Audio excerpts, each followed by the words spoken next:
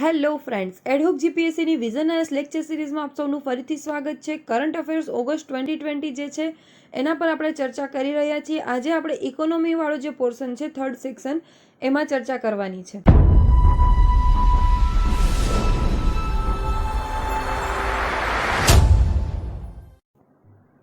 તો ઇકોનોમીનો first topic છે national strategy for financial education 2020થી 2025, બરાબર. 2020થી 2025 સુધીની વાત કરીએ એની જે સ્ટ્રેટેજી છે ફાઇનાન્શિયલ એજ્યુકેશનની, એ આરબીઆઈ દ્વારા આ જે national strategy for financial education જે છે 2020થી 2025 એ રિલીઝ કરવામાં આવી છે.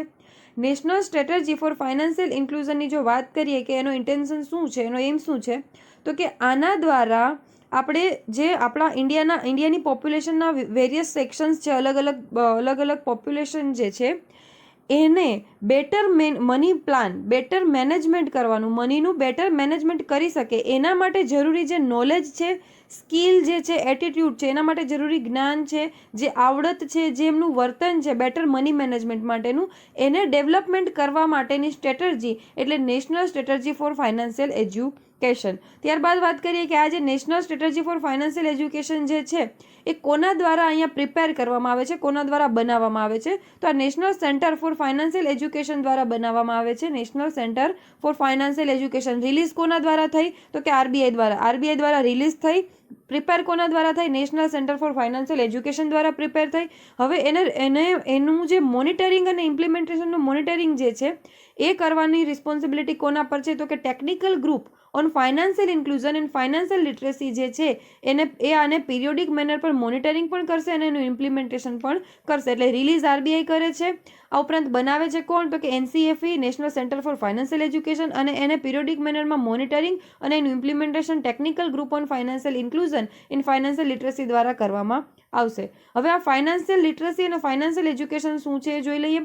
મેન્સની અંદર આ રીતના ચાર્ટથી આન્સર આપશો તો વધારે તમારો આન્સર છે સારો દેખાશે. તો આ રીતે તમે એને લખી શકો છો. અહીંયા ખૂબ જ સરસ રીતે ડાયાગ્રામ દ્વારા ડ્રો કરીને બતાવવામાં આવ્યું છે. અલગ અલગ ક્વેશ્ચનને તમે આ રીતે પણ એડ્રેસ કરી શકો છો.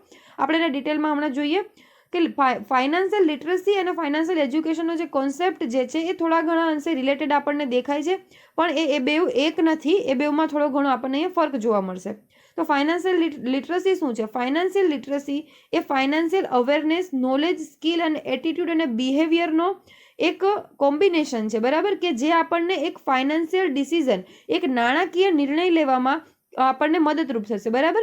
એક આપણે સારું ફાઇનાન્શિયલ વેલબિંગ એટલે કે નાણાકીય સદ્ધરતા મેળવવા માટે એક નાણાકીય નિર્ણય લેવો જરૂરી છે, એક સારો નાણાકીય નિર્ણય.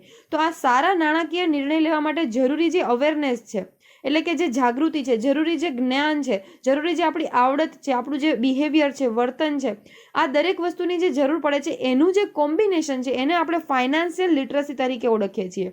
જ્યારે ફાઇનાન્શિયલ એજ્યુકેશન શું છે, તો સિમ્પલ શબ્દોમાં તમે સમજી શકો કે ફાઇનાન્શિયલ એજ્યુકેશન એ આ ફાઇનાન્શિયલ લિટરસી જે છે એને મેળવવા માટેની જે પ્રોસેસ છે એને ફાઇનાન્શિયલ એજ્યુકેશન કહેવાય. એટલે કે એ પ્રોસેસ કે જેના દ્વારા આપણે આપણું ફાઇનાન્શિયલ પ્રોડક્ટ અને એનું જે અન્ડરસ્ટેન્ડિંગ છે, એના કોન્સેપ્ટ છે અલગ અલગ, એને ક્લિયર કરી શકીએ.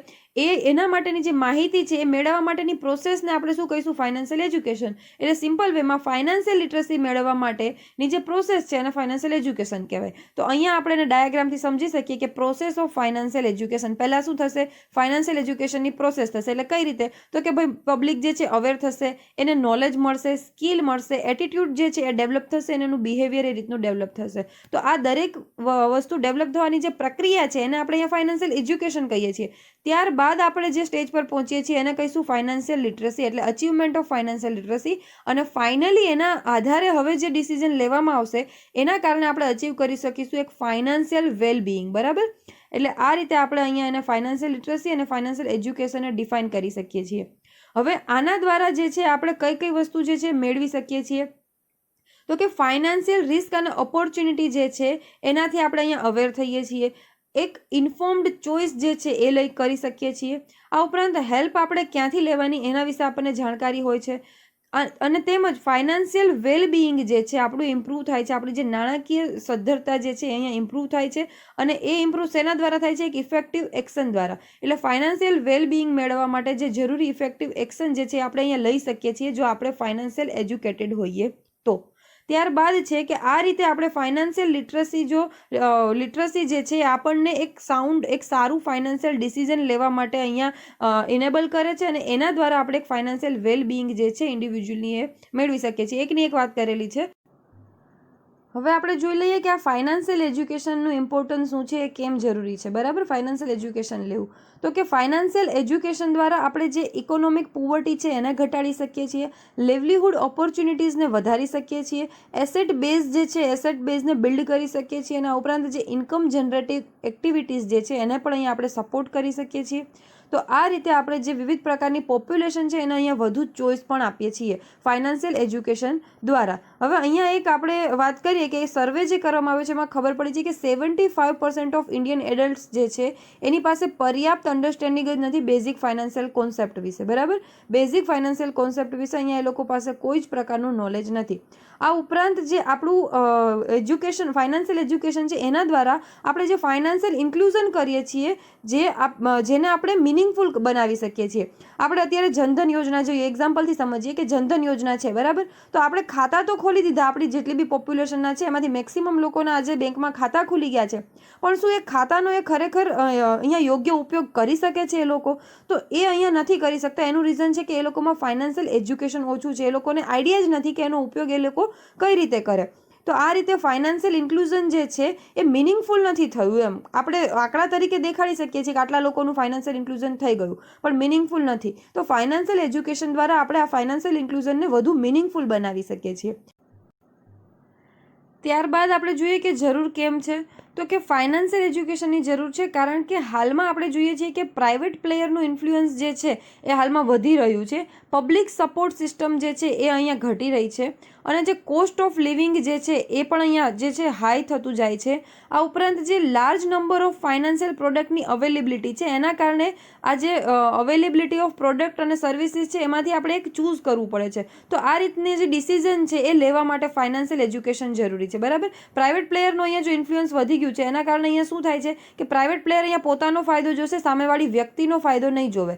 એના કારણે જે તે વ્યક્તિએ અહીંયા યોગ્ય ડિસિઝન લેવું પડશે કે એના માટે શું યોગ્ય છે, અને આ એ ડિસિઝન ક્યારે લઈ શકશે કે જ્યારે એ ફાઇનાન્શિયલી લિટરેટ હોય, જ્યારે એ ફાઇનાન્શિયલી એજ્યુકેટેડ હોય. એટલે અહીંયા ફાઇનાન્શિયલ એજ્યુકેશનની જરૂર છે. બરાબર, જો પબ્લિક સપોર્ટ સિસ્ટમ હોય તો અહીંયા ચલો કે એ પબ્લિક સપોર્ટ સિસ્ટમ દ્વારા જે સામેવાળે વ્યક્તિ છે, પોપ્યુલેશન છે, આપણી જે પબ્લિક છે એના વિશે વિચાર કરવામાં આવે છે, પણ પ્રાઇવેટ સેક્ટર જે છે આના વિશે વિચાર કરતું નથી. ત્યારબાદ આપણે જોઈએ કે ફાઇનાન્શિયલ એજ્યુકેશન જે છે એ ફાઇનાન્શિયલ વેલબિંગ અચીવ કરવા માટે પણ આપણને ઉપયોગી છે, જેના કારણે એની જરૂર છે. ફરીથી એની એ લાઈન અહીંયા રિપીટ કરી છે જે આપણે આગળ ડાયાગ્રામમાં જોઈ ગયા. હવે હાલમાં આપણે જે આપણું ફાઇનાન્શિયલ લિટરસી સર્વે જે છે એનું ફાઇનાન્શિયલ લિટરસીનું સ્ટેટસ જે છે ઇન્ડિયામાં એ જોઈ લઈએ. તો આ સર્વે મુજબ NCEFE દ્વારા જે સર્વે કન્ડક્ટ કરવામાં આવ્યો છે એના પરથી નીચેના કી ફાઇન્ડિંગ્સ આપણને મળે છે. પરંતુ આપણે આમાં ધ્યાન રાખવાની બાબત એ જ છે કે ભાઈ વુમન જે છે એને અત્યારે આપણે વધુ ફાઇનાન્શિયલી લિટરેટ કરવાની જરૂર છે. આ ઉપરાંત જે રૂરલ ઇન્ડિયા જે છે, ગ્રુપ વિથ લોઅર એજ્યુકેશન અને group of age 50 and above, આ લોકોને અત્યારે વધારે ફોકસ કરવાની જરૂર છે. જે 50 વર્ષથી વધારેની ઉંમરના છે, લોઅર એજ્યુકેશનવાળા છે, રૂરલ ઇન્ડિયાના લોકો છે અને વુમન, આ બધાને જે કહેવાય કે ફાઇનાન્શિયલી એજ્યુકેટ કરવાની જરૂર છે. Financially literacy initiated by various stakeholder, અલગ અલગ સ્ટેક હોલ્ડર દ્વારા આ વસ્તુ જે છે કરવામાં આવે છે. National centre for financial education જે છે એના દ્વારા અત્યારે RBI, IRDA, SEBI આની સાથે મળી અને national strategy for financial education જે છે એ બહાર પાડવામાં આવે છે. આ ઉપરાંત RBI દ્વારા ફાઇનાન્શિયલ લિટરસી ગાઈડ તેમજ કોલાબરેશન જે છે વિવિધ ઓર્ગેનાઇઝેશન સાથે, ઇકોનોમિક ડેવલપમેન્ટ માટે ઓર્ગેનાઇઝેશન ઓફ ઇકોનોમિક ડેવલપમેન્ટ સાથે કોલાબરેશન કરી અને વિવિધ પ્રકારના જે છે એ ઇનિશિયેટિવ લેવામાં આવે છે. આ રીતે અલગ અલગ પ્રકારના સ્ટેક હોલ્ડર્સ છે એના દ્વારા જે ફાઇનાન્શિયલ લિટરસી જે છે એના માટે કાર્ય કરવામાં આવે છે. હવે ત્યારબાદ જોઈ લઈએ કે આપણે ચેલેન્જીસ કયા છે. આ જે ફાઇનાન્શિયલ એજ્યુકેશનની પ્રોસેસ છે એમાં આપણને કયા કયા ચેલેન્જીસ નડે છે. તો લો ઇન્કમ લેવલ, બરાબર, આપણું જે ઇન્કમ લેવલ જે છે ખૂબ જ ઓછું છે, એટલે હાર્ડલી લોકો પાસે બેઝિક ફાઇનાન્શિયલ એજ્યુકેશન લેવા માટે ઇન્સેન્ટિવ જે છે એ લોકોને મળી રહે છે. બરાબર, એટલે એક લો ઇન્કમ લેવલ આપણા માટે ચેલેન્જ છે. ત્યારબાદ ઇન્ફોર્મેશન એસિમેટ્રી, એટલે હાલમાં કન્ઝ્યુમર જે છે એ ડિફિકલ્ટી અનુભવે છે કે એ લોકો પાસે જે ઇન્ફોર્મેશન જે છે એ સિમેટ્રિકલ નથી, એટલે કે એક સરખી ઇન્ફોર્મેશન અહીંયા અવેલેબલ નથી. એટલે ઇન્ફોર્મેશન અવેલેબલ ના હોવાના કારણે પણ આપણને અહીંયા પ્રોબ્લેમ થાય છે. ત્યારબાદ લો ટેકનોલોજીકલ ઇન્ક્લુઝન. ટેકનોલોજીકલ ઇન્ક્લુઝન જે છે એ બહુ જ ઓછું છે. જેમ કે હેસિટેશન જે છે એટીએમ યુઝ કરવાનું, મોબાઈલ બેન્કિંગ, નેટ બેન્કિંગ માટે. તમે તમારા ઘરના પેરેન્ટ્સ હશે એને જ પૂછી લેજો એક વખત કે ચલો ને પપ્પા આપણે ગૂગલ પે ઉપર અકાઉન્ટ બનાવીએ, એટલે એમનો જવાબ શું છે એ સાંભળીને તમને ખબર પડી જશે કે લો ટેકનોલોજી ઇન્ક્લુઝન, કેટલું ટેકનોલોજી ઇન્ક્લુઝન ઓછું છે. મોટા ભાગના જે પેરેન્ટ્સ હશે એવું જ કહેશે કે ના આની કોઈ જરૂર નથી, પૈસા જોતા હશે તો બેંકે જઈને હું ઉપાડી આવીશ. એટલે આ રીતે એ લોકોનું જે હેસિટેશન છે ટેકનોલોજી પ્રત્યેનું એ પણ અહીંયા આપણને ક્યાંક ને ક્યાંક હર્ડલ બનીને આવે છે. Too much documentation. અહીંયા આપણે કોઈ પણ પ્રકારનું જે આ રીતની પ્રક્રિયા કરવી હોય છે ત્યારે ડોક્યુમેન્ટેશન જે છે બહુ જ બધું જે છે અહીંયા હોય છે, એના કારણે થઈ અને જે કોઈ વ્યક્તિ જે છે એ અહીંયા આ પ્રક્રિયાઓમાં પડતું નથી. Absence of reach and coverage, એટલે કે લોકો સુધીનું જે કવરેજ જે છે ફાઇનાન્શિયલ લિટરસીનું એ અહીંયા પહોંચ્યું નથી, લોકો સુધી એ પહોંચી શકતા આપણે નથી. બરાબર, છેવાડાના વ્યક્તિ સુધી પહોંચવું એ આપણા માટે અહીંયા ખૂબ જ મુશ્કેલ બાબત છે. હવે વિઝન જે છે national strategy for financial એજ્યુકેશનની 2020-25ની A vision જોઈ લઈએ. તો અહીંયા વિઝનમાં એવું કીધું છે કે ફાઇનાન્શિયલ એજ્યુકેશન જે છે એ સ્કૂલ લેવલથી સ્ટાર્ટ થઈ જવું જોઈએ. એટલે કે લોકોને બને એટલા વહેલામાં વહેલી તકે ફાઇનાન્શિયલી એજ્યુકેશન જે છે આપવાની જરૂર છે, ફાઇનાન્શિયલી લિટરેટ એ લોકોને બનાવવાની જરૂર છે. ત્યારબાદ કીધું છે કે જે financial service, digital financial service જે છે એને સેફ અને સિક્યોર કરવી જોઈએ કે જેથી કરીને એમાં ઇમ્પ્રુવમેન્ટ થાય અને લોકો એ યુઝ કરતા થાય. બરાબર, હાલમાં આપણા પેરેન્ટ્સ કે કોઈ પણ વ્યક્તિ આ ફાઇનાન્શિયલ સર્વિસ જે છે ડિજિટલનો ઉપયોગ કેમ નથી કરતું? સેફટી અને સિક્યોરિટીના ઇસ્યુના કારણે. Manage risk at various life stage, એટલે કે આ ફાઇનાન્શિયલ એજ્યુકેશન દ્વારા કે ફાઇનાન્શિયલ લિટરસી દ્વારા આપણે જે વેરિયસ રિસ્ક છે લાઈફના અલગ અલગ સ્ટેજ પર એને મેનેજ પણ કરી શકીએ છીએ. બરાબર, એટલે કે ઓલ્ડ એજ હોય કે પ્લાનિંગ ફોર ઓલ્ડ એજ હોય, રિટાયરમેન્ટ પ્લાનિંગ હોય કે આ ઉપરાંત કોઈ ઇન્સ્યોરન્સની વાત હોય, તો આ પ્રકારના જે રિસ્ક જે છે એના મેનેજમેન્ટની વાત કરવામાં આવી છે. ત્યારબાદ કીધું છે કે આ ડોક્યુમેન્ટની અંદર 5C અપ્રોચ જે છે એ અપનાવવા માટે કીધું છે. શેના માટે 5C અપ્રોચ અપનાવવાનો છે? તો કે ફાઇનાન્શિયલ એજ્યુકેશનના ડિસેમિનેશન માટે, એટલે કે ફાઇનાન્શિયલ એજ્યુકેશન લોકો સુધી પહોંચાડવા માટે અહીંયા 5C અપ્રોચ અપનાવવાની વાત કરી છે. આ 5C અપ્રોચ શું છે? એમાં પહેલું છે કન્ટેન્ટ. કન્ટેન્ટ એટલે પહેલાં તો ફાઇનાન્શિયલ લિટરસીનો જે કન્ટેન્ટ જે છે એ ક્રિએટ કરવાનો છે. ત્યારબાદ કેપેસિટી બિલ્ડિંગ, કેપેસિટી જે છે બિલ્ડઅપ કરવાની છે કે capacity of various intermediaries who can be involve in providing financial literacy, એટલે જે લોકો ફાઇનાન્શિયલ લિટરસી જે પ્રોવાઈડ કરવામાં સ્ટેક હોલ્ડર બની શકે છે, એ લોકો પ્રોવાઈડ કરી શકે છે, એને અહીંયા આપણે કેપેસિટી જે છે એમની અહીંયા એન્હાન્સ કરવાની જરૂર છે. કોમ્યુનિટી જે છે, કોમ્યુનિટી લેવલ પર અહીંયા કોમ્યુનિટી લેડ અપ્રોચ જે છે અપનાવવાની જરૂર છે કે કોમ્યુનિટીને ફાઇનાન્શિયલ લિટરસી જે છે એ અહીંયા લોકો સુધી પહોંચાડવામાં આપણને હેલ્પફુલ થાય એ રીતે અહીંયા વાત કરી છે. Communication, use technology, mass media channel, એટલે લોકો સુધી લોકોની સાથે કોમ્યુનિકેટ કરી અને ફાઇનાન્શિયલ એજ્યુકેશનના મેસેજ જે છે એ લોકો સુધી પહોંચાડવાની જરૂર છે. અને integrated financial education content in school curriculum, various professional and vocational courses, આ બધાની વચ્ચે કોલાબરેશન કરવાની જરૂર છે. તો આ હતું national strategy for financial education. બરાબર, જે RBI દ્વારા રિલીઝ કરવામાં આવ્યું છે. ત્યારબાદ આપણે વાત કરવાની છે રૂલ ઓફ ઓરિજિન વિશે. તો આ રૂલ ઓફ ઓરિજિન જે છે એ ડિપાર્ટમેન્ટ ઓફ રેવન્યુ દ્વારા હાલમાં customs administration of rule of origin under trade agreements rules 2020 જે છે એ અહીંયા 21 સપ્ટેમ્બર 2020થી જે છે લાગુ થશે એવી વાત કરવામાં આવી છે. બરાબર, 21 સપ્ટેમ્બરથી આ લાગુ થઈ ચૂક્યા છે. હાલમાં ઓગસ્ટની મેગેઝિનના ન્યૂઝ છે એટલે અહીંયા કીધું છે કે 21 સપ્ટેમ્બરથી લાગુ થશે. હવે આ જે રૂલ્સ જે છે એની અંદર આપણે જોઈએ કે રૂલ ઓફ ઓરિજિન જે છે એ શું છે. તો રૂલ્સ ઓફ ઓરિજિન જે છે એ ક્રાઇટેરિયા છે, એવા ક્રાઇટેરિયા છે કે જે તે કોઈ એક પ્રોડક્ટ હોય એ કોઈ એક દેશની છે કે ત્યાંથી એનું ઓરિજિન છે એ નક્કી કરવા માટેના જે ક્રાઇટેરિયા અમુક જે નક્કી કરવામાં આવેલા હોય માપદંડો, એને આપણે રૂલ ઓફ ઓરિજિન તરીકે ઓળખીએ છીએ. બરાબર, સપોઝ કે આપણે કોઈ એક પ્રોડક્ટ છે, એ પ્રોડક્ટ જે તે પર્ટિક્યુલર દેશની જ છે, એને આપણે અહીંયા કઈ રીતે આઈડેન્ટિફાઈ કરી શકીએ, કઈ રીતે આપણને ખબર પડે કે આ જે વસ્તુ જે છે એ યુએસએમાં બની છે કે ચાઇનામાં બની છે. બરાબર, હાલમાં તમને ખ્યાલ હશે કે દરેક પ્રોડક્ટ લગભગ જો GVCનો ભાગ જ હોય છે મેન્યુફેક્ચરિંગ, બરાબર, ગ્લોબલ વેલ્યુ ચેઇનનો, એટલે અમુક જગ્યાએથી અમુક પાર્ટ એના આવતા હોય કોઈ બીજા કન્ટ્રીમાંથી, પછી ફાઇનલ પ્રોડક્ટ જે છે કોઈ ચોથા કન્ટ્રીમાં જ રેડી થતું હોય. તો અહીંયા આપણે નક્કી કઈ રીતે કરી શકીએ કે જે તે કન્ટ્રીના મેન્યુફેક્ચર છે એ કેવા છે, બરાબર? તો એ નક્કી કરવાનું જે એક ક્રાઇટેરિયા હોય એને આપણે અહીંયા રૂલ ઓફ ઓરિજિન તરીકે ઓળખીએ છીએ. હવે આવું કરવાની જરૂર કેમ પડે છે? આપણને શું ફરક પડશે કે ભાઈ કોઈ કયા દેશમાંથી આવે છે, બરાબર? તો એનો યુઝ ક્યાં થાય છે એ જોઈ લઈએ. તો એનો યુઝ જે છે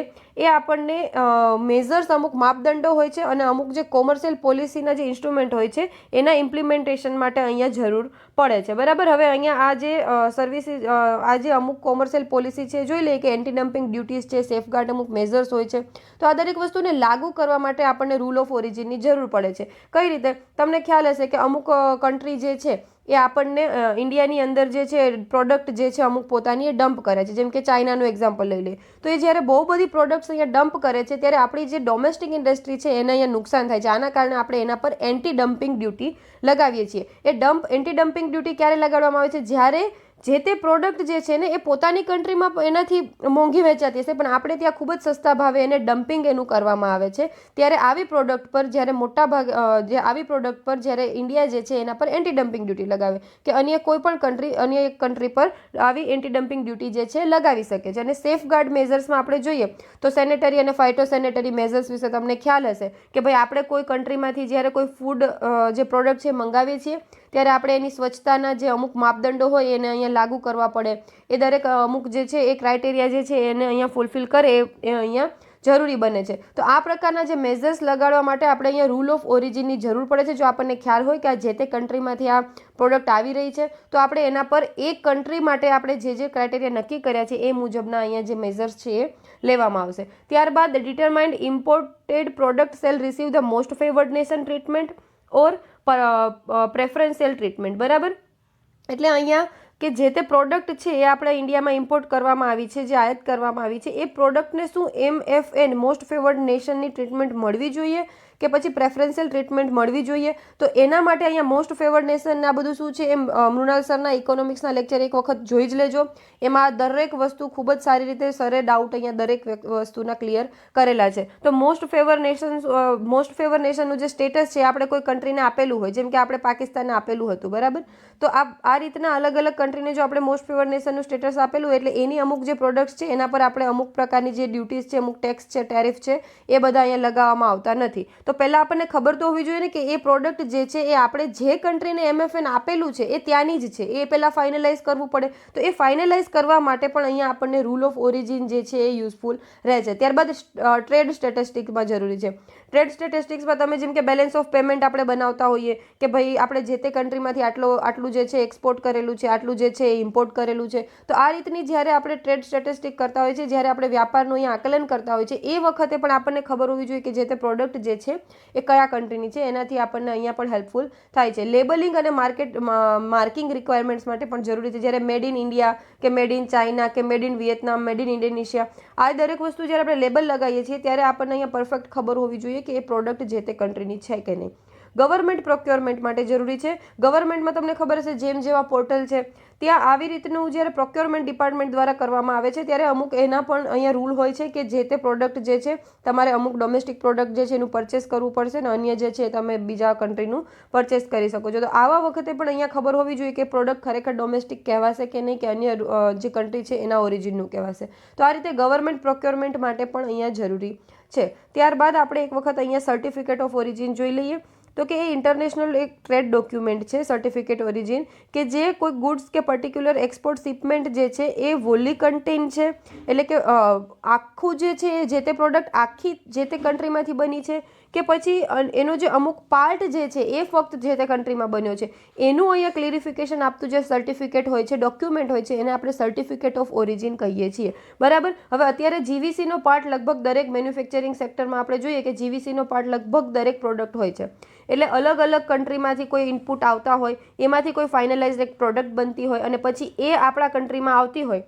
તો અહીંયા આ જે તે પ્રોડક્ટ છે એને આપણે અહીંયા વોલી કન્ટેન્ટ એટલે કે ફૂલ એ જે તે કન્ટ્રીમાંથી જ આવી રહી છે કે પછી અન્ય કન્ટ્રીમાંથી થઈને પછી આવી રહી છે. તો આ પ્રકાર માટેનું જે એક સર્ટિફિકેટ આપવામાં આવે છે કે ભાઈ આ જે મટીરિયલ છે, આ જે પ્રોડક્ટ છે એની અંદર આટલું જે વસ્તુ છે એ જે તે કંપની જે તે દેશની છે ને અન્ય જે છે અન્ય દેશની છે. આ પ્રકારનું એક ડોક્યુમેન્ટેશન હશે, એને આપણે સર્ટિફિકેટ ઓફ ઓરિજિન કહીશું. ત્યારબાદ આપણે જોઈ લઈએ કે rules of origin are primarily of 2 types. 2 પ્રકારના જે છે રૂલ ઓફ ઓરિજિન હોય છે. એક છે non preferential rule of origin અને બીજું છે પ્રેફરન્શિયલ રૂલ ઓફ ઓરિજિન. હવે અહીંયા નોન પ્રેફરન્શિયલ રૂલ ઓફ ઓરિજિનની વાત કરીએ તો આ પ્રકારના રૂલ્સની આપણને ક્યારે જરૂર પડે છે? જ્યારે આપણે અમુક કોટા નક્કી કરવો હોય, એન્ટી ડમ્પિંગ ડ્યુટી લગાવવી હોય કે મેડ ઇનના લેબલ લગાવવા હોય, બરાબર. એની અંદર આપણે કોઈ પ્રેફરન્સ નથી આપવાનો જે તે પ્રોડક્ટને કે ભાઈ તમને આટલા ટેરિફની છૂટ છે કે તમને આટલા ટેક્સની છૂટ છે કે આ રીતના તમને જે સેફગાર્ડ મેઝર્સ છે એમાંથી તમને છૂટ આપવામાં આવશે, એવું કંઈ આપણે પ્રેફરન્સ નથી આપતા પ્રોડક્ટને. પણ શું કરીએ છીએ અહીંયા એનો અમુક કોટા નક્કી હોય છે, તો એ દરેક કન્ટ્રી માટે લગભગ સેમ જ હશે. એન્ટી ડમ્પિંગ ડ્યુટી લગાવવાની હોય કે મેડ ઇનના લેબલ લગાવવાના હોય. આ પ્રકાર માટે આપણે જ્યારે રૂલ ઓફ ઓરિજિન જે છે અહીંયા જે ઓરિજિન નક્કી કરીએ છીએ કન્ટ્રીનું, એના માટેનો જે સેટ હશે એને આપણે કહીશું non preferential rule of origin. જ્યારે પ્રેફરન્શિયલ રૂલ ઓફ ઓરિજિનમાં શું કીધું છે કે આપણે અલગ અલગ પ્રકારના જે રેસિપ્રોકલ ટ્રેડ પ્રેફરન્સીસ આપવાની જરૂર પડે યા તો નોન રેસિપ્રોકલ ટ્રેડ પ્રેફરન્સીસ આપવાની જરૂર પડે. અહીંયા રેસિપ્રોકલ ટ્રેડ પ્રેફરન્સીસ એટલે શું? તો કે જ્યારે આપણે કોઈ કન્ટ્રી સાથે કોઈ એગ્રીમેન્ટ કરેલું છે તો આ એગ્રીમેન્ટ પારસ્પરિક હશે કે ભાઈ અમારી પ્રોડક્ટ તમારે ત્યાં આવશે તો તમે એને આટલા ફાયદા કરશો, આટલો પ્રેફરન્સ આપશો. તમારી પ્રોડક્ટ અમારે ત્યાં આવશે તો અમે એને આ રીતનો ફાયદો આપીશું. તો આ પ્રકારના જે ટ્રેડ એગ્રીમેન્ટ થયા હોય છે જેની અંદર રિજનલ ટ્રેડ એગ્રીમેન્ટનો સમાવેશ થાય છે, કસ્ટમ યુનિયનનો સમાવેશ થાય છે. કસ્ટમ યુનિયનમાં જેટલા બી મેમ્બર કન્ટ્રી હોય એ દરેકને એકબીજામાં ટ્રેડની અમુક જે છે છૂટછાટ આપવામાં આવેલી હોય છે. આ પ્રકારના કસ્ટમ યુનિયન શું છે, આ રીતના જે ક્વેશ્ચન છે એ બધું તમે ઇકોનોમિક્સની અંદર સરના લેક્ચર જોઈ લેજો એકવાર, તો આઈડિયા આવી જશે, બરાબર. અહીંયા હું એક એક્સપ્લેન કરવા જઈશ તો પછી આપણે આ જે મેગેઝિન છે કમ્પ્લીટ નહીં થાય. તો આ કસ્ટમ યુનિયન જે છે આ રીતના જે ટ્રેડ પ્રેફરન્સીસ આપવાની વાત હોય ત્યારે રેસિપ્રોકલ ટ્રેડ પ્રેફરન્સીસ આપણે એને કહીશું. ત્યારે જે રૂલ ઓફ ઓરિજિન લગાવી છે એને આપણે પ્રેફરન્શિયલ રૂલ ઓફ ઓરિજિન કહીશું. નોન પ્રેફરન્શિયલ રૂલ ઓફ ઓરિજિનમાં શું આવશે કે ડેવલપિંગ કન્ટ્રીને અમુક ફાયદાઓ આપવાના હોય, લીસ્ટ ડેવલપ કન્ટ્રીને અમુક ફાયદા આપવાના હોય. અહીંયા શું હોય છે કે જે તે કન્ટ્રીમાંથી આપણને પ્રોડક્ટ, જેમ કે આફ્રિકાની કોઈ એક કન્ટ્રી છે એમાંથી આપણને કોઈ પ્રોડક્ટ આવી રહી છે તો આપણે એને અહીંયા જે છે અમુક ફાયદો કરશું, અમુક જે ટેરિફ છે એના પર નહીં લાગે. જ્યારે આપણી પ્રોડક્ટ ત્યાં જશે ત્યારે આપણી પ્રોડક્ટને અહીંયા કોઈ પણ પ્રકારના એવા લાભ મળતા નથી. એના કારણે થઈને આપણે એને કહીશું નોન રેસિપ્રોકલ ટ્રેડ પ્રેફરન્સીસ. તો આ રીતના રેસિપ્રોકલ ટ્રેડ પ્રેફરન્સીસ અને નોન રેસિપ્રોકલ ટ્રેડ પ્રેફરન્સીસ જ્યારે આપવાનું હોય ત્યારે જે રૂલ્સ લગાવવામાં આવે છે એને આપણે કહીએ છીએ પ્રેફરન્શિયલ રૂલ ઓફ ઓરિજિન. તો આ રીતે રૂલ ઓફ ઓરિજિન જે છે 2 પ્રકારના હોય, non preferential rule of origin અને પ્રેફરન્શિયલ રૂલ ઓફ ઓરિજિન. ત્યારબાદ કીધું છે each trade agreement has its own sets of rule of origin. એટલે જ્યારે આપણે કોઈ કન્ટ્રી સાથે એગ્રીમેન્ટ કરીએ છીએ ને ત્યારે આપણું જે સર્ટિફિકેટ ઓફ ઓરિજિન જે છે એ કઈ રીતે બનશે અને રૂલ ઓફ ઓરિજિન શું હશે આપણું એ અહીંયા નક્કી થઈ જાય છે. તમને ખ્યાલ હોય તો RCEP જે ઇન્ડિયા જેનો ભાગ બનવાનું હતું અને પછી ના બન્યું, બરાબર. Regional comprehensive economic partnership. જ્યારે આપણે અહીંના આપણા જે અગ્નિ એશિયાના દેશો છે એની સાથે આ જે છે એગ્રીમેન્ટ કરવાનો હતો, અહીંયા આપણે એમની સાથે જે ઇસ્યુ થયો તો એમાં મેઇન ઇસ્યુ, ઘણા બધા અન્ય બી ઇસ્યુ હતા પણ મેઇન ઇસ્યુ જે રૂલ ઓફ ઓરિજિન છે એનો જ હતો. આપણે જે ક્રાઇટેરિયા નક્કી કરવા માંગતા હતા એ RCEP અહીંયા જે છે એ માન્ય ના રાખ્યા ને આપણે પછી એની ભાગીદારી સ્વીકારી નહીં. આ એક STI અથવા કોઈ એક એક્ઝામમાં આ પ્રશ્ન પૂછાય પણ ચૂકાયેલો છે. તો RCEPમાં પણ અહીંયા રૂલ ઓફ ઓરિજિનનો ઇસ્યુ જે છે એ જ આપણને નડ્યો હતો. Preferential rule of origin are more restrictive than non preferential rule of origin. આ તો સીધી જ વાત છે કે જ્યારે આપણે આ રીતના એગ્રીમેન્ટ લાગુ કરવા માટે જ્યારે રૂલ ઓફ ઓરિજિન નક્કી કરતા હોઈશું એ વધારે રિસ્ટ્રિક્ટિવ હશે, નોન પ્રેફરન્શિયલમાં એ ઓછા હશે, બરાબર. કારણ કે અહીંયા એક એગ્રીમેન્ટ જે છે એના ફાયદા પહોંચાડવાની વાત થાય છે. તો જ્યારે આપણે જે તે કન્ટ્રીને કોઈ ફાયદો આપીએ છીએ તો પહેલાં અહીંયા શ્યોરિટી લેવી જરૂરી છે કે ખરેખર એ પ્રોડક્ટ એ જ કન્ટ્રીની છે કે નહીં એમ. આના કારણે એ જે વધારે રિસ્ટ્રિક્ટિવ હોય છે. પછી આપેલું છે કે criteria commonly use to determine the country of origin of good. કયા ક્રાઇટેરિયા છે કે જે અહીંયા જે કન્ટ્રીનું ઓરિજિન છે, કોઈ પ્રોડક્ટનું ઓરિજિન છે એ જે તે કન્ટ્રી છે એ નક્કી કરવા માટેના ક્રાઇટેરિયા જે છે એ કયા છે. તેમાં પહેલું છે વોલી કન્ટેન્ટ ક્રાઇટેરિયન. એટલે આખી પ્રોડક્ટ જે છે એ જે તે કન્ટ્રીમાંથી જે છે એ મેન્યુફેક્ચર થઈ છે એને આપણે વોલી કન્ટેન્ટ ક્રાઇટેરિયન કહીશું, બરાબર. કે ટોટલી ફૂલ મેન્યુફેક્ચરિંગ જે તે કન્ટ્રીમાં થયું છે, એ કોઈ પણ પ્રકારના ગ્લોબલ વેલ્યુ ચેનમાં ઇન્ક્લુડ નથી, કોઈ પણ પ્રકારનું ઇનપુટ જે છે એ અન્ય કન્ટ્રીમાંથી નથી આવતું, બરાબર. સપોઝ કે આપણે અહીંયા વિયેતનામનું એક્ઝામ્પલ લઈએ કે વિયેતનામથી આપણે કોઈ પ્રોડક્ટ ઇન્ડિયામાં મંગાવી, બરાબર. હવે આ પ્રોડક્ટ P જે છે તો આ પ્રોડક્ટ જે છે એ જે ફાઇનલ પ્રોડક્ટ રેડી થાય એના માટે જરૂરી જે ઇનપુટ્સ હતા એ પણ વિયેતનામમાં જ બનેલા છે. તો આ રીતે આ પ્રોડક્ટ છે એ વોલી કન્ટેન્ટ ક્રાઇટેરિયનમાં આવશે. ત્યારબાદ છે સબસ્ટેન્શિયલ અથવા સફિશિયન્ટ ટ્રાન્સફોર્મેશન ક્રાઇટેરિયન, કે અમુક ભાગ જે છે અહીંયા બન્યો હશે, બરાબર, જે તે કન્ટ્રીમાં વિયેતનામમાંથી આવતી આપણે પ્રોડક્ટ પીને જ લઈ લઈએ ફરીથી. તો ધારો કે ફાઇનલ પ્રોડક્શન જે છે વિયેતનામમાં થયું છે, પણ એના ઇનપુટ્સ જે છે એ અન્ય કન્ટ્રીમાંથી આવેલા છે. તો આ રીતના જે આપણે આ રીતની અંદર જે પ્રોડક્ટ આવતી હશે એને સફિશિયન્ટ ટ્રાન્સફોર્મેશનમાં ગણીશું. હવે એ નક્કી કરવા માટે પણ અલગ અલગ મેથડ હોય છે. એમાં પહેલું છે value content method. Value content મેથડમાં શું હોય છે? A good is considered substantially transferred when the value added of a good in a country increase up to specific level. બરાબર, એટલે કે જ્યારે જે તે ધારો કે આ વિયેતનામ છે, એણે કોઈ વસ્તુ જે છે ઇન્ડોનેશિયા, ચલો આ એક એક્ઝામ્પલ છે ખાલી હાઇપોથેટિકલ, કે ઇન્ડોનેશિયાથી વિયેતનામે કોઈ એક વસ્તુ પ્રોડક્ટ જે છે એ મંગાવી, બરાબર. ત્યારબાદ એમાં અમુક વેલ્યુ એડિશન કરી દીધું, અમુક એની અંદર ફેરફારો કર્યા, સુધારા વધારા કર્યા, અને પછી એ પ્રોડક્ટ પી ઇન્ડિયા મોકલી, બરાબર. તો અહીંયા આ વેલ્યુ એડિશન જે વિયેતનામ દ્વારા કરવામાં આવ્યું એ અમુક સ્પેસિફિક લેવલ સુધી થવું જોઈએ. પછી એવું ના ચાલે કે એમ નાની એવી કોઈ ઇલેક્ટ્રોનિક પ્રોડક્ટ છે અને તમે ખાલી એનો લુક થોડો ઘણો ડિઝાઇનિંગ ચેન્જ કરી દીધી પછી એને કરી દો કે અમે વેલ્યુ એડિશન કરી દીધું, તો એને તમે અહીંયા ના ગણો. પણ અમુક સ્પેસિફિક લેવલ સુધીના જે ચેન્જીસ છે એ ઇન્ડોનેશિયાથી મંગાવેલી પ્રોડક્ટમાં વિયેતનામે કરેલા હોવા જોઈએ. તો એ સ્પેસિફિક લેવલ સુધી જો કરેલા હોય તો એને આપણે કહીશું કે વેલ્યુ કન્ટેન મેથડથી એ સફિશિયન્ટ ટ્રાન્સફોર્મેશન ક્રાઇટેરિયાની અંદર આવી જશે. ત્યારબાદ change in tariff classification method. અહીંયા શું વાત કરી છે કે હેડિંગ અને sub heading different from all non originating material.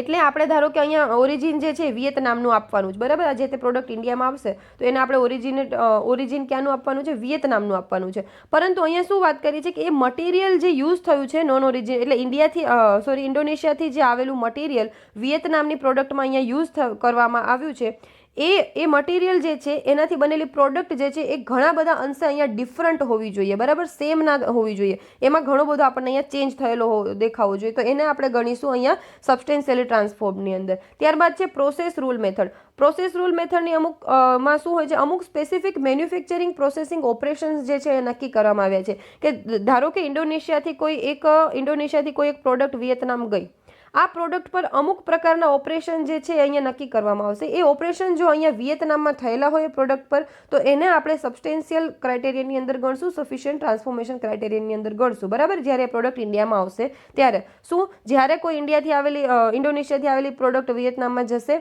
વિયેતનામમાં અમુક સ્પેસિફિક પ્રકારના ઓપરેશન્સ એમાં થશે તો આપણે એને ગણીશું સબસ્ટેન્શિયલ ક્રાઇટેરિયનની અંદર પ્રોસેસ રૂલ મેથડ હેઠળ. ત્યારબાદ છે ટોલરન્સ રૂલ.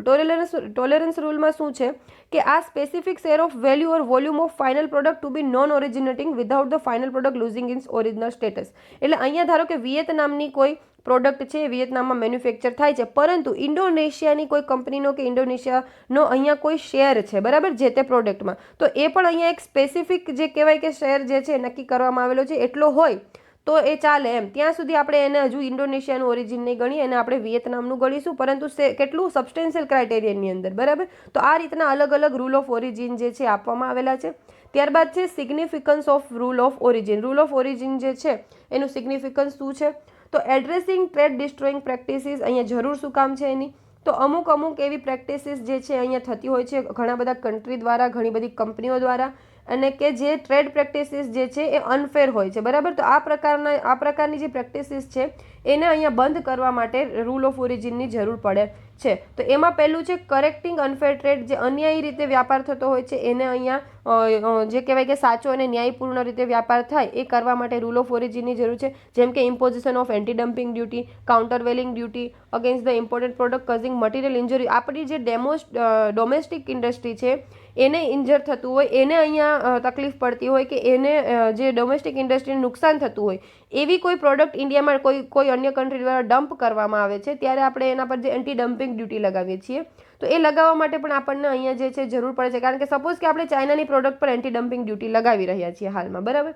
હવે આ ચાઇના શું કરશે કે વિયેતનામ સાથે આપણે અમુક એગ્રીમેન્ટ્સ જે છે થયેલા છે, બરાબર. એટલે યા તો આપણે ચાઇના પર એન્ટી ડમ્પિંગ ડ્યુટી લગાવીએ છીએ એટલે ચાઇના શું કરશે, એની પ્રોડક્ટ વિયેતનામ મોકલશે અને વિયેતનામ થ્રુ પછી આપણા ઇન્ડિયામાં પ્રોડક્ટ આવશે. હવે આપણે વિયેતનામ પર એટલી એન્ટી ડમ્પિંગ ડ્યુટી લગાવી રહ્યા નથી, જેના કારણે જે તે પ્રોડક્ટ ચાઇનીઝ પ્રોડક્ટ ફરી અને ઇન્ડિયામાં અહીંયા આવી જશે.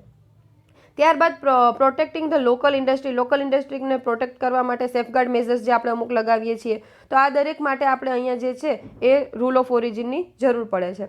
ત્યારબાદ insuring the effectiveness of trade agreement. Trade એગ્રીમેન્ટની જે ઇફેક્ટિવનેસ છે એને અહીંયા શ્યોરિટી આપવા માટે જે વ્રોંગફુલ પ્રેક્ટિસ છે એનાથી આપણે વાત કરી હતી કે ચાઇના જે છે એ પોતાની પ્રોડક્ટ વિયેતનામને આપશે, બરાબર. વિયેતનામ જે છે ઇન્ડિયામાં મોકલશે. હવે આપણે વિયેતનામ સાથે સપોઝ કે કોઈ જે ટ્રેડ એગ્રીમેન્ટ કરેલો છે એના કારણે ચાઇનાની જે પ્રોડક્ટ અહીંયા ઇન્ડિયામાં આવશે એના પર પણ આપણે અહીંયા ટેરિફ નહીં લગાવીએ, અમુક પ્રેફરન્સ આપીશું કારણ કે આપણે વિયેતનામની પ્રોડક્ટને આપીએ છીએ, પરંતુ ઓરિજિનલી તો એ પ્રોડક્ટ ચાઇનાથી આવેલી છે, બરાબર. તો આ રીતે ચાઇનીઝ પ્રોડક્ટ ફરીથી અહીંયા ઇન્ડિયામાં એગ્રીમેન્ટ થ્રુ અમુક જે લાભ મેળવીને આવી ગઈ. તો આ વસ્તુ ના થાય એટલે જે તે ટ્રેડ એગ્રીમેન્ટ છે એની ઇફેક્ટિવનેસ જે છે એને ઇન્શ્યોર કરવા માટે પણ આપણને રૂલ ઓફ ઓરિજિનની જરૂર પડે છે. ટ્રાન્સપરન્સી જે છે કસ્ટમ પ્રોસિજરમાં એના માટે પણ જરૂરી છે. હવે કસ્ટમ પ્રોસિજરની વાત કરીએ તો જ્યારે ઇમ્પોર્ટર છે આપણા દેશનો કોઈ ઇમ્પોર્ટર એ જે તે પ્રોડક્ટ જ્યારે ઇન્ડિયામાં મંગાવે છે ત્યારે અમુક પ્રોસિજરથી એને પસાર થવું પડે છે અને આ જે પ્રોસિજર હોય છે એના માટે એક સેટ ઓફ રૂલ રેડી હોય છે, બરાબર. કે ભાઈ જે તે કન્ટ્રીમાંથી તમે ઇમ્પોર્ટ વસ્તુ કરી છે તો તમારે આ પ્રકારની પ્રોસિજર ફોલો કરવી પડશે ને જે તે કન્ટ્રીમાં હશો તો આ પ્રકારની. તો અહીંયા પહેલાં એ તો નક્કી કરવું પડે ને કે એ પ્રોડક્ટ જે છે કયા કન્ટ્રીની છે. તો એના માટે પણ અહીંયા રૂલ ઓફ ઓરિજિન જરૂરી છે, એટલે કે કસ્ટમ પ્રોસિજર માટે પણ જરૂરી છે. Implementing the environmental or sanitary measures, બરાબર. આપણે આગળ વાત કરી ચૂક્યા છીએ કે આ બધું ઇમ્પ્લિમેન્ટ કરવા માટે રૂલ ઓફ ઓરિજિનની જરૂર છે. બાય નેશનલ પોલિસી, અમુક બાય નેશનલ પોલિસી હોય, આપણે અમુક પોલિસી બનાવીએ, બરાબર, કે અમુક પ્રોડક્ટ જે છે એ તમે જ્યારે કે આ ઇન્ડસ્ટ્રી નાખો છો તો તમારે અમુક ડોમેસ્ટિક પ્રોડક્ટ જે છે એનું અહીંયા તમે જો અહીંયા ખરીદી કરશો તો જ તમને ગવર્મેન્ટ આટલા લાભ આપશે, બરાબર. એ રીતના અમુક પોલિસી હોય, બાય નેશનલ પોલિસીસ. તો આ વખતે આપણે અહીંયા જે છે એ રૂલ ઓફ ઓરિજિનની જરૂર પડે છે. એન્શ્યોરિંગ the national security or political policy, એટલે નેશનલ સિક્યુરિટીના રિલેટેડ કોઈ પોલિસી હોય તો એમાં પણ આપણને એ જરૂર પડે કે અમુક કન્ટ્રી જે હોય ત્યાંથી આપણે અમુક પ્રકારના વેપન્સ સાથે એ જે છે એ રિસ્ટ્રિક્ટેડ હોય. તો આવા ટાઈમમાં પણ આપણને અહીંયા ખબર પડે કે ભાઈ જો જે તે રૂલ ઓફ ઓરિજિનથી આપણે રૂલ ઓફ ઓરિજિનથી ગણીએ તો આ પ્રોડક્ટ છે એ કયા કન્ટ્રીથી આવેલી છે. તો આના માટે પણ નેશનલની સિક્યુરિટી માટે પણ આપણે આ જરૂરી છે.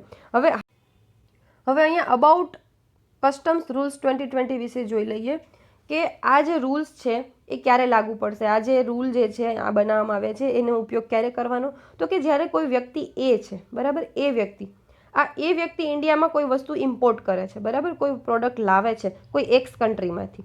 આ એ વ્યક્તિ એક્સ કન્ટ્રીમાંથી જ્યારે પી પ્રોડક્ટ લાવે છે ત્યારે એ વ્યક્તિ અહીંયા ઇન્ડિયાની ગવર્મેન્ટ પાસે એવો ક્લેમ કરે છે કે આ એક્સ જે કન્ટ્રી છે એની સાથે તમારો જે તે એગ્રીમેન્ટ થયેલો છે. આ એગ્રીમેન્ટ હેઠળ આ મારી પી પ્રોડક્ટ જે છે એને આ લાભ મળવા પાત્ર છે કે ભાઈ આના પર આટલા ટેરિફ નહીં લાગે, આ વસ્તુ આવી રીતે મને પહેલાં પ્રેફરન્સ મળવો જોઈએ. તો આવા વખતે ઇન્ડિયા જે છે એ પહેલાં ઇન્શ્યોર તો કરશે ને કે ભાઈ આ વ્યક્તિ જે ક્લેમ કરી રહ્યો છે કે આ પ્રોડક્ટનું ઓરિજિન એક્સ કન્ટ્રી છે, તો એ ઇન્શ્યોર કરવા માટે અમુક જે રૂલ ઓફ ઓરિજિનની જરૂર પડશે એ અહીંયા લાગુ પાડવામાં આવશે, બરાબર. એટલે આવા વખતે જે હાલમાં આ સેટ બનાવવામાં આવ્યો છે એ ઉપયોગી થશે. હવે આ જે રૂલ જે છે આપણે આગળ વાત કરી હતી કે રૂલ ઓફ ઓરિજિન જે છે ને એ તો જે તે એગ્રીમેન્ટ પ્રમાણે ચેન્જ થતા હોય છે, બરાબર.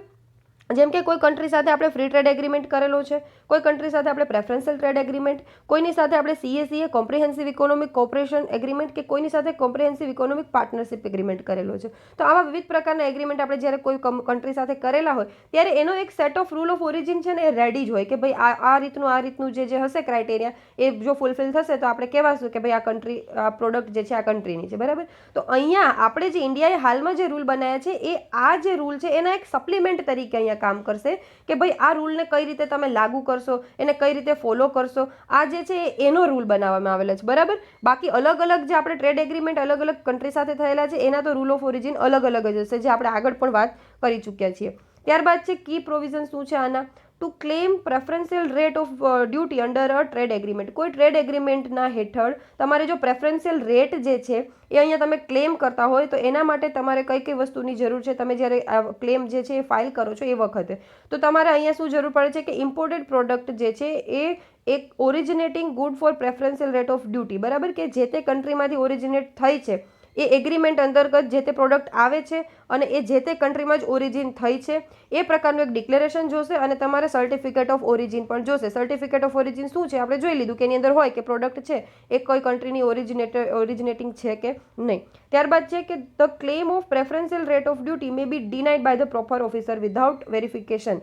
એટલે કે ઓફિસર વિધાઉટ વેરિફિકેશન કર્યા વગર પણ અહીંયા ઓફિસર જે છે અહીંયા ક્લેમ જે કરવામાં આવ્યો છે જે તે વ્યક્તિ દ્વારા એ કોઈ કંપની દ્વારા કે હું આ પ્રેફરન્શિયલ રેટ જે છે મેળવવા પાત્ર છું તો એને અહીંયા જે છે કે ડિનાય પણ કરી શકે છે જો સર્ટિફિકેટ ઓફ ઓરિજિન ઇનકમ્પ્લીટ હોય, અથવા તો એની અંદર જે ઇશ્યુઇંગ ઓથોરિટી હોય એની અંદર એ લોકોને કોઈ ડાઉટ હોય, અથવા તો એ એક્સપાયર થઈ ગયો હોય, બરાબર છે, એમાં કોઈ અલ્ટરેશન કોઈ અલગ હોય ઓથોરિટી. તો હવે અમુક કન્સર્ન પણ આપેલા છે આ રૂલ ઓફ ઓરિજિનને લઈને, કે effect on international trade flow પર ઇફેક્ટ થઈ શકે છે. આના કારણે શું કરે છે, બધા પ્રોટેક્શનિસ્ટ ટેન્ડન્સી અપનાવે છે કે રૂલ ઓફ ઓરિજિન એવા બનાવે ને કે જેથી કરીને જે તે કન્ટ્રીનું ઓરિજિન છે એ અહીંયા જે છે એ થાય જ નહીં, બરાબર, અથવા તો ઓછું થાય. તો આ રીતે આ પ્રકારની પ્રેક્ટિસીસ જે છે થવાના ચાન્સીસ છે. આના કારણે જે ટ્રેડ ફ્લો છે, ઇન્ટરનેશનલ ટ્રેડ ફ્લો, એના પર અહીંયા ખરાબ અસર પડી શકે છે. Restrictive origin regulation can effect the investment ફ્લોમાં પણ અહીંયા જે છે અસર થઈ શકે છે. ઇન્ક્રીઝ ધ એડમિનિસ્ટ્રેટિવ બર્ડન જે છે અહીંયા વધી જશે, કારણ કે અહીંયા એડમિનિસ્ટ્રેશનમાં જે વ્યક્તિઓ હશે એ બહુ બધી લાંબી પ્રોસિજરમાંથી એ લોકોને પસાર થવું પડશે, એડમિનિસ્ટ્રેટિવ પ્રોસિજરમાંથી જે તે કંપનીને. એના કારણે એ લોકોનું એડમિનિસ્ટ્રેટિવ બર્ડન જે છે એ પણ અહીંયા વધી જશે. હાઈ કોસ્ટ ઓફ ટ્રેડનો જે છે કોસ્ટ પણ વધી જશે, કારણ કે અહીંયા એવું સ્ટડીથી એવું ખબર પડી છે કે ઓરિજિન સર્ટિફિકેટ જે છે એ જે ટોટલ પ્રોડક્ટના 5% જે છે કોસ્ટ બર્ડન વધારી દે છે. કોઈ પ્રોડક્ટ 100 રૂપિયાની હોય તો એને તમે જ્યારે એના પર સર્ટિફિકેટ ઓફ ઓરિજિન મેળવો છો કે ભાઈ આ જે તે કન્ટ્રીનું છે, તો આ સર્ટિફિકેટ ઓફ ઓરિજિન જે છે એ 5 રૂપિયા એક્સ્ટ્રાથી તમને મળે છે. આના કારણે જે કોસ્ટ છે એ પણ વધી જશે. લેક ઓફ યુનિફોર્મિટી, આપણે વાત કરી કે આ જે અલગ અલગ ઓરિજિનના રૂલ હોય છે ને એ પાછા અલગ અલગ હોય છે, એટલે અહીંયા યુનિફોર્મિટી નથી. એટલે કે એને ગવર્ન કરવા માટે આપણી પાસે એક ચોક્કસ જે નિયમો હોવા જોઈએ ઇન્ટરનેશનલ લેવલ પર, એવા કોઈ નિયમો નથી કે કોઈ કન્ટ્રીનું ઓરિજિન ક્યારે કહેવાશે, બરાબર. આના માટે WTO દ્વારા પણ કોઈ પગલાં લેવાવા જોઈએ. કન્ક્લુઝનમાં વાત કરીએ તો છે the rule of origin enable the preferential agreement to be correctly implement, બરાબર. એટલે યોગ્ય રીતે કોઈ પ્રેફરન્શિયલ એગ્રીમેન્ટને આપણે ઇમ્પ્લિમેન્ટ કરવા માટે રૂલ ઓફ ઓરિજિન જે છે એ આપણા માટે ખૂબ જ જરૂરી છે. ત્યારબાદ છે measures that can ensure there productive use include, એટલે કે હવે આપણે કયા કયા પગલાં લેવા જોઈએ કે જેનાથી આ રૂલ ઓફ ઓરિજિન જે છે એનો ઉપયોગ આપણે પ્રોડક્ટિવ રીતે અને યોગ્ય રીતે કરી શકીએ. તો પહેલું છે કે clearly defined terms and procedure. એની અંદર આપેલી જેટલી બી પ્રોસિજર જે છે એને કે પછી ટર્મ્સ છે એને ક્લિયરલી ડિફાઇન કરવી જોઈએ. એવી ના રહે કે એમ્બિગ્યુટી કોઈ ના રહી જવી જોઈએ કે ભાઈ એક જ ટર્મના 2-4 અર્થ નીકળતા હોય, કે પ્રોસિજર છે એમાં પણ એમ્બિગ્યુટી હોય, એવું ના થવું જોઈએ. ડુ નોટ ક્રિએટ રિસ્ટ્રિક્ટિવ, ડિસ્ટ્રોઈંગ અથવા ડિસ્રપ્ટિવ ઇફેક્ટ, બરાબર. એટલે આ પ્રકારની જે કોઈ જે વ્યાપારને અવરોધ કરે એ પ્રકારની પ્રેક્ટિસીસ જે છે એ ના કરવી જોઈએ, કે એ પ્રકારના રૂલ્સ જે છે એ ના બનાવવા જોઈએ. યુનિફોર્મ, ઇમ્પાર્શિયલ, રિઝનેબલ અને કન્સિસ્ટન્ટ રૂલ હોવા જોઈએ, બરાબર. એક સરખા રૂલ હોવા જોઈએ દરેક કન્ટ્રી માટે, ઇમ્પાર્શિયલ, કોઈની સાથે પક્ષપાતપૂર્ણ ના હોવું જોઈએ, આ રીતના રૂલ હોવા જોઈએ. Review of any administrative action, હવે આ એડમિનિસ્ટ્રેટિવ એક્શન જે અલગ અલગ થતી હોય એનું પણ અહીંયા રિવ્યુની ફેસિલિટી આપવી જોઈએ, જ્યુડિશિયલ અથવા તો આર્બિટ્રલ દ્વારા અથવા તો એડમિનિસ્ટ્રેટિવ ટ્રિબ્યુનલ દ્વારા. આપણે આગળ વાત કરી હતી ને અહીંયા કે જો કોઈ અહીંયા ઓફિસર જે છે એ ધારે તો એને અહીંયા છે ડિનાય પણ કરી શકે છે. તો આ એને ડિનાય કર્યું ત્યારે કોઈ કંપની જે છે એને અગેન્સ્ટમાં જે છે કમ્પ્લેન પણ અહીંયા ફાઇલ કરી શકવી જોઈએ કે ભાઈ અહીંયા ઓફિસર છે ખોટા છે, એટલે એની એડમિનિસ્ટ્રેટિવ એક્શન જે છે એ પણ અહીંયા રિવ્યૂ કરવાની ફેસિલિટી આપવી જોઈએ. નો ડિસ્ક્લોઝર ઓફ કોન્ફિડેન્શિયલ ઇન્ફોર્મેશન, એટલે અમુક ગોપનીય ઇન્ફોર્મેશન જે હોય છે એને અહીંયા ડિસ્ક્લોઝ ના કરવી જોઈએ જે તે કંપનીની, બરાબર, સ્પેસિફિક પર્સનની પરમિશન વગર. એ પણ અહીંયા ડિસ્ક્લોઝ ના થવી જોઈએ. એ રીતના જે આપણા રૂલ ઓફ ઓરિજિન છે એ હોવા જોઈએ. આઈ હોપ કે આપને આજનો વિડીયો અમારો સારો લાગ્યો હશે, તો વિડીયોને લાઇક કરી દેજો, શેર કરજો તમારા મિત્રો સાથે, અને આપના પ્રતિભાવો અમને કોમેન્ટમાં જણાવજો. Thank you very much.